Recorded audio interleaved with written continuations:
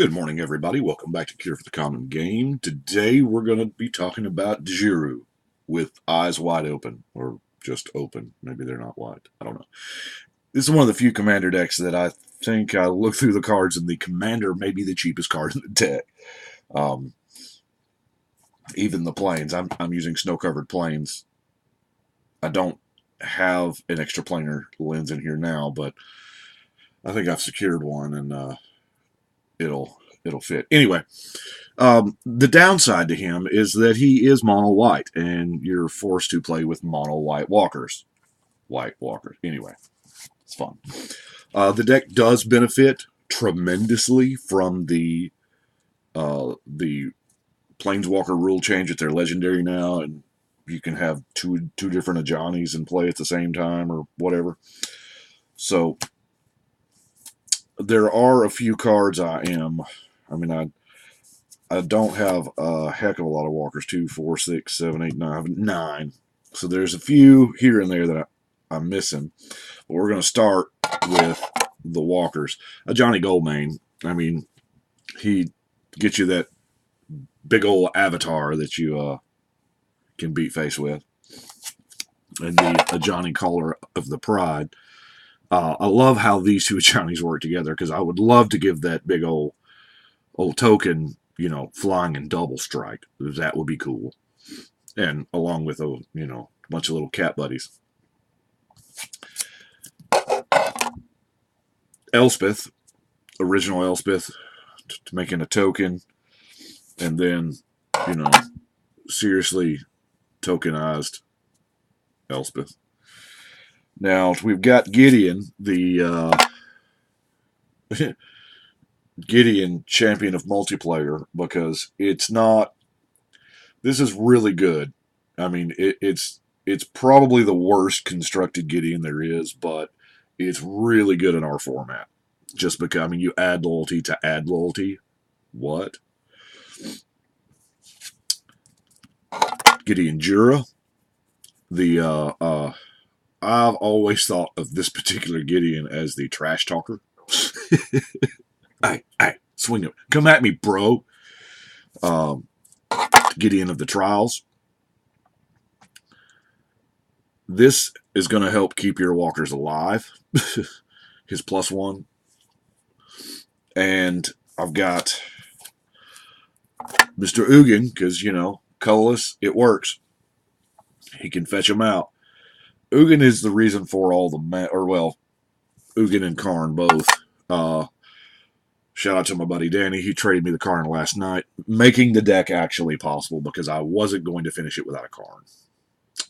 And I didn't have a Karn, or another Karn, or whatever. But it's pretty good. Pretty good. Exile a bunch of walkers and then just start the game with a bunch of walkers. Oh, man. It's really good. Anyway, I was talking about ramp, so let's get to the ramp. Of course, we have the good old trusty Soul Ring into the Pearl Medallion is your God turn 1. And then, you can turn 2 actually play your commander, because he's 5. And second land drop. It's all Rainbows and Sunshine. Thran Dynamo, Seer's Lantern, Fracture Power Stone, Mind Stone. Now, I like that Paradise Plume in obviously single color decks. It does provide, yes, only 1 mana, but it's a colored mana. And it looks like an artifact that taps for colored mana is worth a dependable colored mana, not like Fellwar Stone, because Fellwar Stone is 2, but it looks like that they cost it 3, so you're tacking on an extra mana for the gain to life. Now, you're going to need that, because I'm not playing with any creatures whatsoever. There's a bunch of creatures that would go great. Yamji now, the Planeswalker rule is what it is. There's the White Mane Line to blink your to recast your Djeru. Anyway, here again, this is a 3 for 1, and it's that 1 life may or may not matter. I'm sure there's a scenario where I'm going to draw this and somebody's going to be at 1, and I'm going to laugh maniacally. Surveyor Scope, timed right, is a, an amazing card. And even so deep as the white mana battery, because the white mana battery is not bad. I mean, yeah, it's 4 mana, but you can store this Joker up as long as you need it. The mana batteries are really. I know the blue one is really, really good because it works well with Proliferate. Since most of the Proliferate cards are blue. That's the ramp, the non-artifact ramp, or the non-ramp artifacts rather. We have a layer here because it kills things that aren't walkers.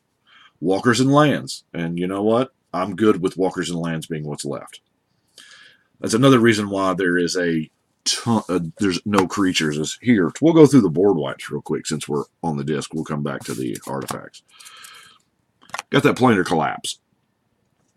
Now, granted, the planar collapse I use for if I draw it early, I'll turn to it.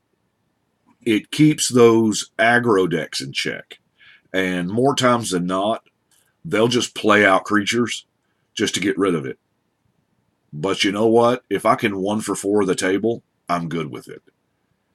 I don't have to have an answer for those little early turns. And if somebody comes out of the gate strong with like elves or birds or whatever, there you go. We have Hollowed Barrel and his big brother Terminus. The Sun Scour. Here again, we're destroying all creatures because, we want our walkers to live. Dusk, Rebirth, Outburst, Mass Calcify. Mass Calcify is probably one of the better ones. The downside here is it's 7 mana cost, but as much ramp as we have, I think we're good. And it, in case you do draw it late game, your tokens are fine. End Hostilities, Hour of Reckoning, Day of Judgment, and Wrath of God. So, creatures aren't going to live long, obviously. Now, the Norn's Annex is our pretty much our propaganda. I mean, yeah, we're running the Ghostly Prison too, but let's see. Now, the Chain Veil, I know it doesn't thematically feel right to have Liliana's Veil in a deck full of White Walkers. Wait a minute, when you word it like that, it kind of does. Anyway, just because we're playing with a lot of walkers, and this is going to be a thing. Now,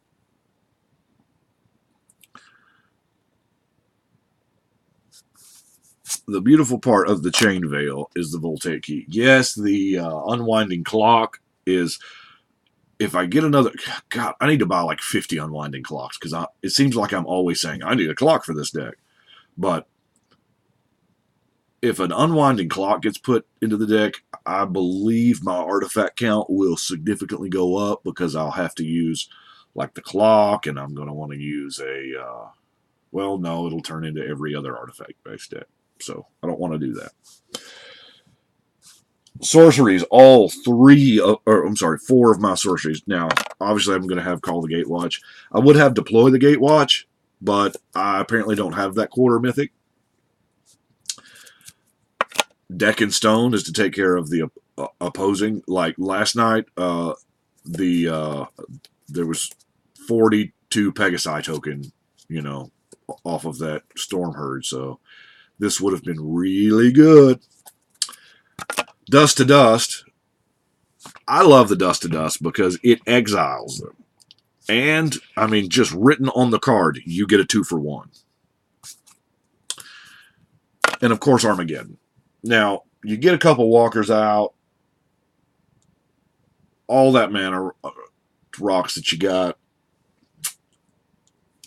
Armageddon is one of those cards, you either love it or hate it. And actually, I mean, I love it and hate it at the same time. It depends on whether or not I have cast it.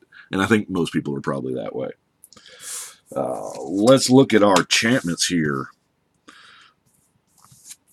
Now, the Oath of the Gideon is kind of, a no-brainer there. You get a couple blockers, and your walkers come in a little more pimped out. Flicker form. I really love the flicker form because you put it on your general, and it's 4 mana, Walker Tutor. Now, granted, that ability on the sorcery is a 3 mana, but repeatable. It's granted, it cost you 6 mana the first time, yeah. We have Equipoise. Yeah, that's right. If somebody's got more lands than you, you can just phase out their lands. Whoever your big threat is, because we all know that there's, y'all seen me have a ton of green decks where you're, explosive veg, rapid growth, bounteous, you just got tons of land. And against Azusa, this would be an amazing card. And I do believe Equipoise is on the list. Proof that list is kind of arbitrary. Orm's Prayer pretty much negates the swinging of 1/1s at you. So, Reverence, here again, it's kind of a propaganda-ish effect. We have a Vow of Duty to put on that opposing general. Man, I've got some air in these things. Of course, most of them are perfected. Cast out. Gideon's Intervention is great. I think this was the best one that they've made for Commander. Simply because, yeah, if their general's already on the board, well, it's useless if their general's on the board. No, it's not useless. It's actually great because it prevents the damage. And then, of course, we have Super O-Ring. Now, well, this is like really stacking up here. Instance. Flavor-wise, I'd put that in there. I mean, it does work. During your upkeep, tap your 2 dudes so you don't swing and kill my dudes. Whatever. But it does. I mean, I had to put it in there because our general's name is in it. Let's look at some spot removal. Good old-fashioned Condemn. Sword to Plowshare. Disenchant's all right, but I really love Allay, because, I mean, it is a buyback disenchant. I'll spend 5 mana on that all day long. Invulnerability. Now, it is just 1 source. It's not a buyback fog or, Ethereal Haze, Holy Day. Here again, we don't want creatures hitting us. Comeuppance it is another good anti-creature card. Teferi's Protection. Now, Tithe is going to get you some ramp a little bit. Speaking of Tithe, Mana Tithe. People love to get max value. The number 1 use I've ever used Mana Tithe for is people casting X spells because they want every single point out of that X spell. They want a Genesis Wave for a bunch. They want to, or I can't wait to draw my 7th land so I can just windmill slam my commander. Well, you know what? You tapped out for that, Hoss. Here you go. Spend 1 more. My greatest Mana Tithe story, though, was when I played it and somebody tapped out and they pitched a Simian Spirit Guide. I mean, yeah, even I felt good about that. That was great. Illumination doesn't get a whole lot of love. White Counterspell, yeah, they're going to gain some life. Don't really care. Artifact or Enchantment. In this deck, one-shot robot's a problem. I realize it's a lot to hate on 1 card, but it's just one of the many artifacts or enchantments that can mess you up. Now,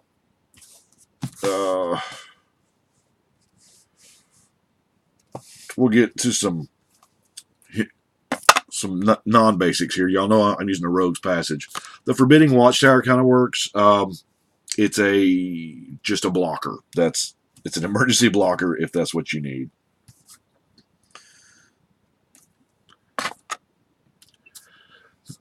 The Mistville Plains I really love because it does kind of work if you've got your Flicker Form shenanigans going, and you can put your dead walker on the bottom and flicker Djeru to go and get that walker again.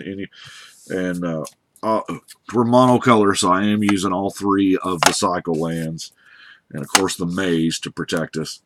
All the rest are like snow-covered plains, because eventually one day I'll get, that card in there. But my last card is Debt of Loyalty. Now, if you've got tons of mana and you can wipe the board, providing it's not one of those that says, they can't regenerate. If you can wipe the board and take this and steal the best creature on the board, oh my god, that's amazing. Anyway, I love Debt of Loyalty. Always loved it. Here again, this is on the damn list.